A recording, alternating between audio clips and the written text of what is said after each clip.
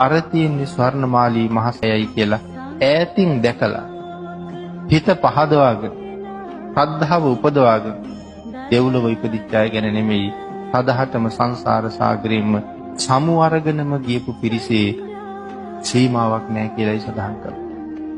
එහෙමනම් වැන්දොත් කොහොමද? පිදුවොත් කොහොමද? හුණු ටිකක් කාලයක කළොත් කොහොමද? අතපතු ගාලා දැම්මොත් මළුව කොහොමද?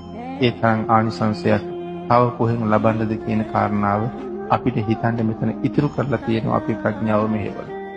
ඒ තරම් අප්‍රමාණ ආනිසංස සහිත මේ මහා පූජා වස්තුන් භාග්‍යතුන් වහන්සේගේ අනන්ත අප්‍රමාණ කරුණාව හින්දාම අපිට බුදුරජාණන් වහන්සේ දාන්නේ.